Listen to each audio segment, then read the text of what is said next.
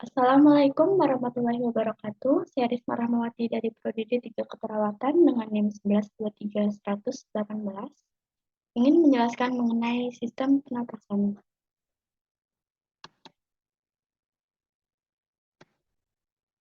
Untuk pengertiannya, sistem pernafasan atau yang sering disebut sistem respirasi merupakan sistem organ yang digunakan untuk proses pertukaran gas, di mana sistem pernafasan ini merupakan salah satu sistem yang berperan sangat penting dalam tubuh untuk menunjang kelangsungan hidup.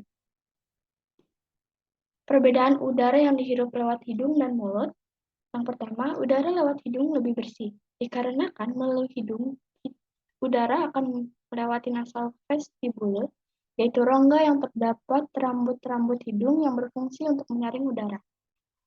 Sedangkan yang di mulut tidak ada rambut sama seperti itu. Yang kedua, udara lewat hidung dapat tercium karena terdapat epitel olfaktori. Yang ketiga, udara lewat mulut tetap hangat dan lembab.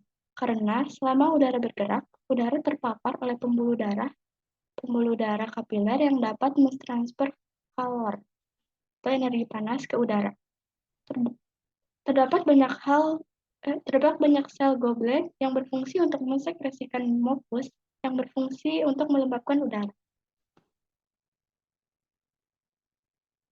Proses pernafasan. Jika melalui hidung, udara yang masuk lewat hidung pertama-tama melalui lubang hidung atau eksternal naris. Setelah melalui eksternal naris, memasuki daerah paling depan dari rongga hidung yang disebut nasal vestibule, atau rongga yang isinya ada rambut hidung untuk menyaring udara. Udara yang sudah disaring lanjut berjalan ke rongga hidung yang lebih dalam.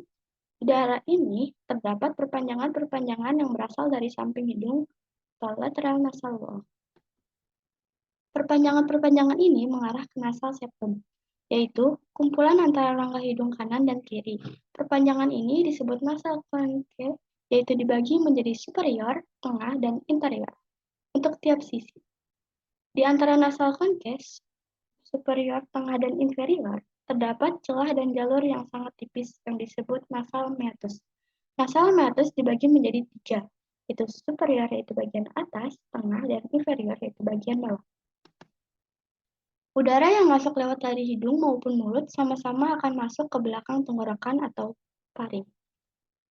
Setelah itu, udara yang dihirup masuk ke laring. Laring menjadi gerbang untuk udara masuk ke trakea yang ujungnya membelah menjadi dua, yang disebut dua boci, yang berhubung langsung dengan paru-paru. Paru-paru dibagi menjadi dua lobus, yaitu lobus kanan yang dibagi menjadi superior, tengah, dan inferior, dan lobus kiri dibagi menjadi superior dan inferior. Di lobus kiri terdapat cekungan ke dalam kardia jantung yang disebut kardia yang berarti jantung. Jadi yang disebut kardia notch karena tempatnya jantung. Paru-paru dikelilingi tulang rusuk. Dan di bawah paru-paru terdapat otot diafragma yang membantu nadi pada sistem pernafasan. Terdapat rongga toraks, yaitu rongga yang pertama di antara leher dan abdomen atau perut, yang kedua dibatasi oleh tulang rusuk dan diafragma, yang tiga mengandung jantung dan paru-paru. Komposisi udara inhalasi, yang pertama natrium sebesar 79%, oksigen sebesar 20%, dan oksigen itu yang merupakan molekul yang paling penting. Yang ketiga ada karbon dioksida sebesar 0,004%. Jadi masing-masing molekul memberikan tekanan ke lingkungan sekitar. Ketika mengambil nafas atau paru-paru, tulang rusuk, dan dada akan mengembang karena setiap molekul udara yang masuk memberikan tekanan keluar. Tekanan yang diberikan oleh satu jenis molekul dalam wadah berisi campuran gas disebut dengan tekanan parsial. Tekanan parsial itu lambangnya P. Tiga lokasi atau level pertukaran gas. Yang pertama ada ventilasi pulmonalis, yaitu pertukaran gas antara udara luar dan dalam paru-paru. Yang ketiga ada respirasi eksternal, yaitu pertukaran gas antara alveolus dan pembuluh darah kapiler. Yang ketiga ada respirasi internal, yaitu pertukaran gas antara pembuluh darah kapiler dan sel-sel tubuh. Pembahasan yang kedua yaitu sistem pencernaan. Pengertiannya, sistem pencernaan adalah bagian tubuh manusia yang berfungsi untuk mencerna serta mengolah makanan. Anatomi sistem pencernaan ini terdiri dari beberapa organ tubuh, diantaranya mulut, kerongkongan, lambung, usus halus, usus besar, hingga rektum dan anus. Untuk bertahan hidup dan melakukan aktivitas sehari-hari, sel dalam tubuh memerlukan nutrisi yang dapat dari makanan yang dikonsumsi sehari-hari. Dari makanan kita dapat mikronutrien yaitu vitamin dan mineral, dan makronutrien yaitu protein, karbohidrat, dan lemak. Molekul-molekul besar dan makanan tersebut menjadi molekul kecil agar dapat terserap oleh sel tubuh. Kelompok organ yang pertama ada gastrointestinal tract atau GI tract yang mencakup rongga mulut, faring, esofagus atau kerongkongan, lambung, usus halus, dan usus besar. Panjang GI tract yaitu 7-9 meter. Pergerakan GI tract. Jika makanan masuk ke GI tract, ada dua hal utama yang dilakukan oleh otot GI tract. Yang pertama, kontraksi, yaitu penyempitan. Yang kedua, relaksasi, yaitu melonggar. Yang terjadi pada makanan di dalam GI tract jika kontraksi dan relaksasi berulang. Yang pertama ada mixing atau mencampur dengan enzim-enzim dan sekresi-sekresi lain yang ada di dalam GI tract. Yang kedua, mendorong makanan ke arah anus. Yang ketiga, mengolah makanan menjadi bentuk yang lebih sederhana.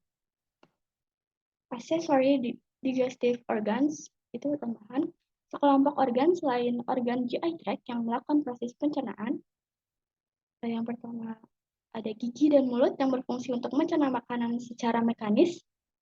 Terus setelahnya ada kelenjar saliva, hati, kantung empedu, dan pankreas yang berfungsi untuk mensekresikan atau menyimpan cairan-cairan yang dapat membantu proses pencernaan. Pembahasan ketiga ada sistem kardiovaskuler. Pengertiannya, sistem peredaran darah atau sistem kardiovaskuler atau yang biasa disebut sistem sirkulasi adalah suatu sistem organ yang berfungsi memindahkan zat dan nutrisi dari sel. Sistem ini juga membantu stabilitas suhu dan pH tubuh.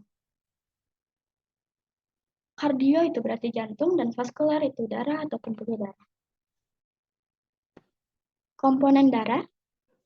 Darah merupakan jaringan ikat yang terdiri dari sel. Sel itu yang berisi itu darah, sel darah merah dan sel darah putih. Dan segmen sel yaitu keping darah. Kenapa sih disebut segmen sel itu keping darah? Karena segmen itu pecahan.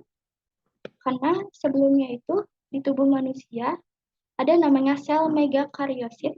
Sel tersebut akan pecah menjadi 2.000 sampai 3.000 pecahan atau fragmen. Setiap fragmen itu disebut sebagai trombosit atau keping darah. Keping darah ini dikelilingi oleh cairan extracellular matrix. Extracellular matrix adalah komponen cair yang ada di luar sel manusia. Extracellular matrix yang menyusun darah disebut plasma yang tersusun dari 19,5% air dan 8,5% bahan teralut. Bahan teralut ini kebanyakan merupakan protein. Saat diambil darah dimasukkan ke dalam tabung. Lalu, tabung tersebut akan diletakkan ke dalam alat yang bernama centrifuge yang bertugas memutar-mutar tabung yang berisi darah. Perputaran ini akan menyebabkan komponen darah yang padat dan tidak padat akan berpindah ke arah sebaliknya. Pada akhirnya, terlihat komponen yang menyusun lapisan yang paling atas dari darah adalah plasma darah sebesar 55%, karena plasma darah merupakan komponen yang tidak padat, lalu pembuluh darah dari bawah yang tersusun dari fragment elements atau sel dan fragment sel sebesar 45%.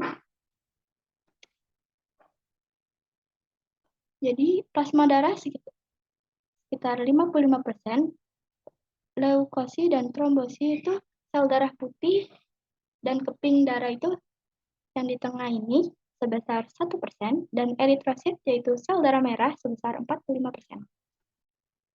Jantung.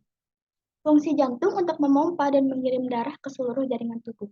Alasan kenapa sih darah dikirimkan ke seluruh jaringan tubuh? Yang pertama, darah menyediakan zat-zat yang diperlukan oleh jaringan tubuh untuk bertahan hidup seperti oksigen dan nutrisi. Yang kedua, darah akan mengangkut zat-zat buangan yang dihasilkan oleh jaringan tubuh agar zat tersebut dapat dieliminasi dari tubuh melalui organ-organ pembuangan atau ekskeri seperti ginjal dan paru-paru.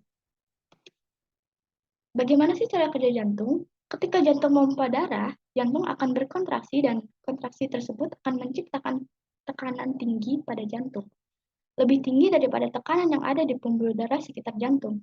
Oleh karena itu, darah dapat mengalir dari jantung ke pembuluh darah, dan ketika jantung menerima darah dari pembuluh darah, rongga jantung yang berfungsi untuk menerima darah memiliki tekanan yang lebih rendah dibanding pembuluh darah yang mengirim darah, sehingga darah dapat mengalir masuk ke dalam jantung. Terdapat 4 ruang pada jantung. Yang pertama ada atrium kanan. Atrium kanan itu berfungsi untuk menerima darah kotor. Darah kotor itu darah yang kaya karbon dioksida dan miskin oksigen. Karena darahnya baru saja keliling ke seluruh tubuh kecuali paru-paru dan melepas oksigen untuk sel-sel tubuh dan menerima karbon dioksida, yaitu hasil dari metabolisme sel-sel tubuh tersebut. Yang kedua ada atrium kiri, yang berfungsi untuk menerima darah bersih atau darah yang kaya oksigen dan miksin karbon dioksida. Darahnya bersih karena baru saja jalan-jalan ke paru-paru, dan ke paru-paru tersebut terdapat alveolus yang menyebabkan ada oksigen tersebut. Dan di paru-paru darah dan membuang karbon dioksida yang tadi darahnya angkut. Yang ketiga dan keempat ada ventrikel kanan dan kiri. Ventrikel kanan dan kiri itu berfungsi untuk memompa darah keluar jantung. Ini posisinya, ini serambi kanan, dan bilik kanan, ini serambi kiri, dan bilik kiri. Yang sirkulasi dibagi menjadi dua, yaitu sirkulasi pulmonal, yaitu darah kaya prosesnya darah kaya oksigen atau darah besi yang terdapat di ventrikel kanan itu berjalan ke paru-paru untuk melepas karbon dioksida dan menerima oksigen dari alveolus tersebut, dari alveolus yang ada di paru-paru. Setelah itu darahnya yang tadinya kotor menjadi bersih karena alveolus itu, lalu balik ke ventrikel kiri melalui 4 cabang vena pulmonalis. Yang kedua ada sirkulasi sistematik. Prosesnya, darah kaya oksigen yang berada di ventrikel kiri lalu melepas oksigen dan menerima oksigen di jaringan tubuh, lalu jadi darah kaya karbon dioksida, lalu balik lagi ke atrium kanan. Kenapa sih jadi darah kaya karbon dioksida? Karena di dalam jaringan tubuh itu terdapat sel-sel yang melakukan metabolisme. Jadi sisa-sisa metabolisme itu mengeluarkan karbon dioksida yang terdapat pada darah. Sekian dari saya. Wassalamualaikum warahmatullahi wabarakatuh.